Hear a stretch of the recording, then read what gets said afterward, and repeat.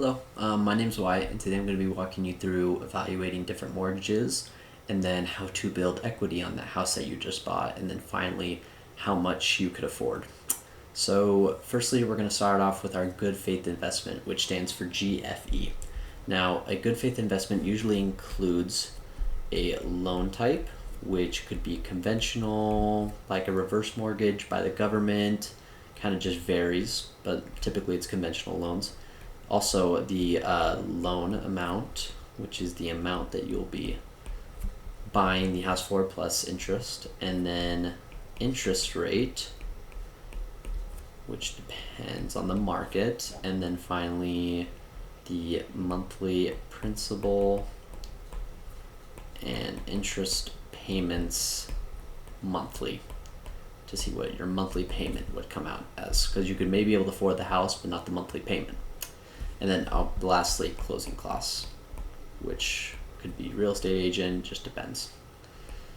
Okay, so factoring all these in, let's take a look at some mortgages that we can compare. So this is a site called NerdWallet, and this is just comparing some mortgage rates that are being offered in the city of Lehigh. So that's what we're going for right now. We're looking for a 5% down payment, so $25,000 on a purchase house price of about $500,000, which is a little above the average.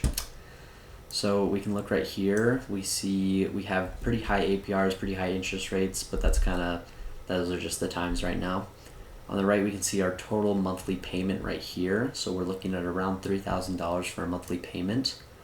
We want to try and get the lowest interest rate we're going to do. So we're going to not go through the HSBC Bank. The interest rate a little too high. We'll probably either do the First Federal Bank or the Farmers Bank of Kansas City, because we still have a low monthly payment and we don't have any fees, which is nice. So these will probably be our best options as far as interest rates go and monthly payment. You can see the average mortgage rate for Lehigh is going to be 6.9%. So now that we know that, we can kind of get an accurate good faith investment and just kind of check all those boxes off, make sure we're getting a good price and we feel good about this massive purchase we're about to make. Now, what's important to build house equity is what you can do to, like, off the bat get really good equity is you can do a large down payment.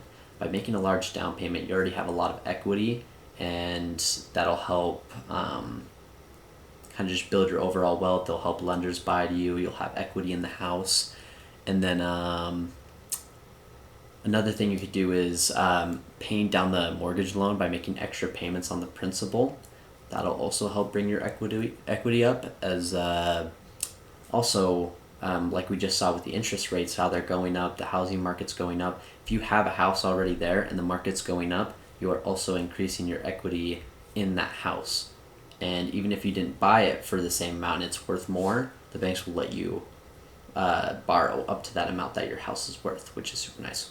And then lastly, your housing payment to income ratio. Now, people they recommend that you spend no more than 28% of your income on your mortgage.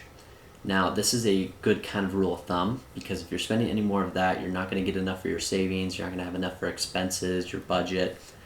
And I found this really nice article where they call it the 20-36 rule, where they say 28% should be spent more on a mortgage, and then 36, you shouldn't have more than 36% of your total debt payments shouldn't exceed 36%. So if you live by these kind of ratios, you will not have trouble paying your mortgage. You're going to be all right financially, regardless of the kind of job you have right now. So as long as you obey that 28 rule, you'll make sure you aren't overspending, you're not paying too much for your mortgage, you're not going to miss payments especially, so it'll keep your credit score high. So yeah, I hope that I kind of helped you a little help you understand a little more about evaluating different mortgages, finding good interest rates, how to build equity off of your house when you finally buy it, and then lastly, just kind of knowing what kind of house you can afford by just following that 28-36 rule. And yeah, I hope I helped you learn something. Thank you.